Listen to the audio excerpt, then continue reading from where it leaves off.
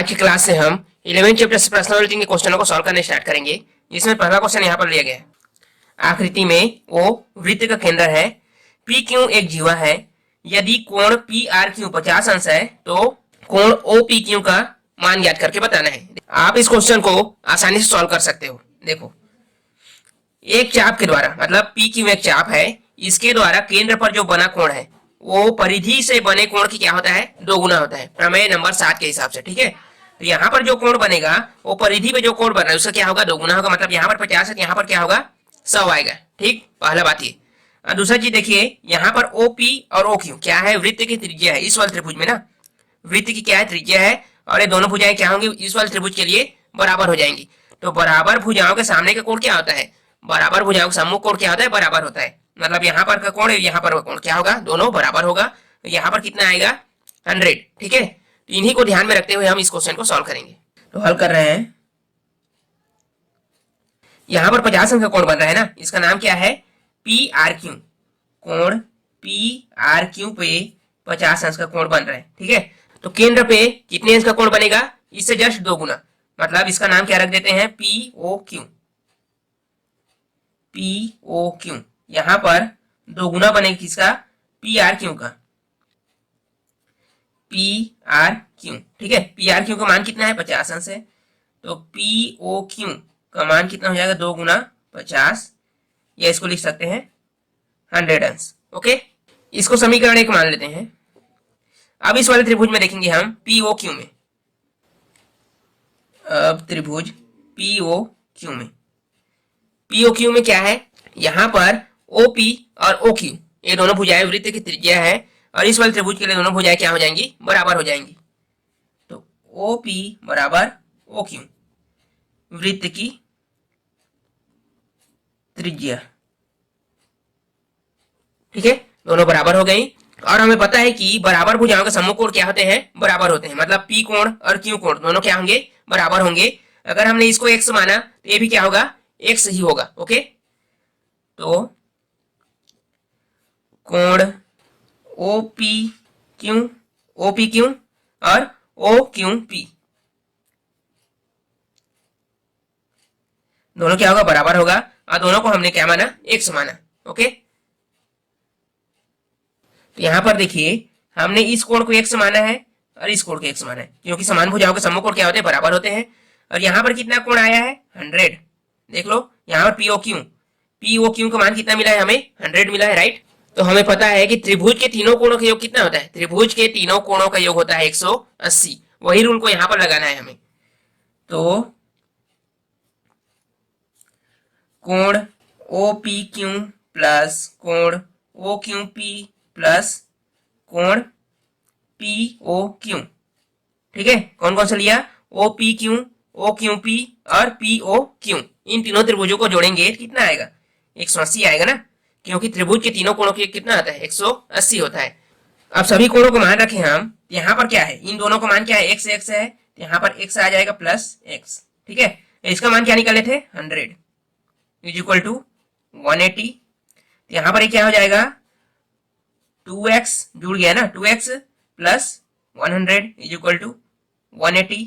अब क्या करेंगे हम, 100 को पक्षांतर, तो 2x इज इक्वल टू क्या हो जाएगा, 180 माइनस 100। ओके, अब इसको माइनस करें तो 2x इज इक्वल टू क्या हो जाएगा, यहां पर आ जाएगा 80। ओके, यहां से हम अगर 2 को पक्षांतर करें, 2 को पक्षांतर करें क्या हो जाएगा, 1/80/2। ठीक है, इसको डिवाइड करें कितना आ जाएगा, 40। मतलब x की वैल्यू कितना आया, 40। देखिए, हमें OPQ का मान ज्ञात करना था ना, OPQ का मान क्या है, x है, और x का मान हमने निकाला कितना, 40। तो मतलब यहाँ पर OPQ का मान क्या मिल गया हमें, 40 अंश। ओके, इसलिए कोण OPQ का मान क्या हो जाएगा, 40 अंश। यही आपका आंसर है। अब लेते हैं हम क्वेश्चन नंबर 2। तो देखिए, क्वेश्चन नंबर 2 में क्या दिया है, आकृति में कोण PBQ का मान ज्ञात कीजिए यदि कोण AOB का मान है 50 अंश तथा कोण PQB का मान है 75 अंश। यहां पर देखिए आप, AB क्या है, एक चाप है जिसके द्वारा केंद्र पर अंतरित कोण है कितना, 50 अंश। ठीक है, और यहाँ पर PQB इसका मान दिया गया है 75 अंश।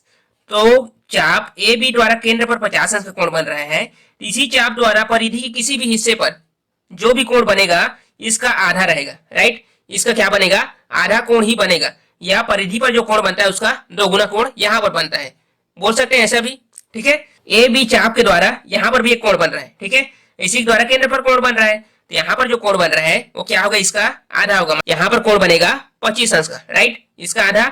तो देखो अगर हम पी बी क्यू में कोण वाला रूल लगाए, कौन सा, कि तीनों कोणों की कितना होता है, 180 अंश होता है, ठीक है। इसके आधार पर हम पी बी क्यू का मान निकाल सकते हैं, ओके। इसी को ध्यान में रखते हुए इस क्वेश्चन को सॉल्व करेंगे। तो देखिए हमने यहाँ पर लिख दिया कि चाप ए बी द्वारा केंद्र पर अंतरित कोण ए ओ बी कितना है, 50 अंश का है, ओके। और इसी चाप द्वारा परिधि के शेष भाग पर अंतरित कोण मतलब ए पी कोण कितना बनेगा, यहाँ पर ए पी कोण बनेगा आपका इस वाले कोण का आधा, राइट। यहाँ पर लिख देंगे कोण ए पी बी बराबर क्या हो जाएगा, आधा हो जाएगा कौन से कोण का, ए ओ बी का, ठीक है, इस वाले कोण का। तो ए पी बी बराबर क्या हो जाएगा, 1/2, इसका मान क्या है, 50 है, यहाँ पर आ गया, ये कितना हो जाएगा, 25, मतलब ए पी बी इसका मान कितना आ गया, 25 एंगल, ओके। तो आगे सॉल्व करेंगे और इस वाले त्रिभुज में लेंगे हम, ठीक है, पी बी क्यू में। अब त्रिभुज पी बी क्यू में यहाँ पर हम त्रिभुज के तीनों कोणों के योग वाला रूल लगाएंगे। क्या होता है, त्रिभुज के तीनों कोणों का योग होता है कितना, 180, मतलब पी क्यू बी को जोड़ें, कोण P Q B plus P B Q, कोण पी बी क्यू, और क्यू पी बी, इन तीनों कोणों का योग कितना होगा, 180 होगा, राइट।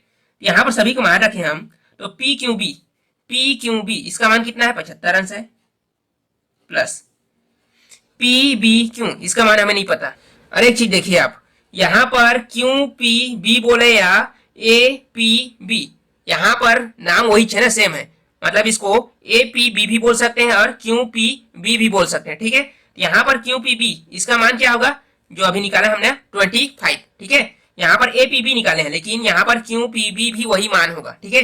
यहाँ पर रखेंगे हम कितना, 25, इसका मान हमें निकाल के बताना है, पी बी क्यू प्लस इसका मान अभी निकाला हमने 25 इज इक्वल टू कितना हो जाएगा, 180। यहाँ पर लिखना चाहे लिख भी सकते हैं, क्या लिख सकते हैं कि कोण क्यू पी बी बराबर कोण ए पी बी, ठीक है। तो इसको सॉल्व करते जाएं, यहाँ पर कितना आ जाएगा, देखो 25 को जोड़ेंगे कितना होगा, 100 होगा। तो कोण P B Q is equal कितना हो गया, 100 इज इक्वल टू 180। अब यहाँ से हम 100 को पक्षांतर करेंगे, यहाँ पर पी बी क्यू इसका मान क्या हो जाएगा, 180 माइनस 100, इसको माइनस करेंगे तो P B Q is equal to कितना हो जाएगा, 80। तो हमें इसी को मान याद करना था ना, तो ये आपका क्या हो गया, आंसर, ओके। आई होप आज की क्लास आपको समझ में आया होगा। अगर कहीं पर भी कंफ्यूजन लगता है प्लीज कमेंट करके पूछ सकते हैं। चलिए भाई, अगले क्लास में मिलेंगे।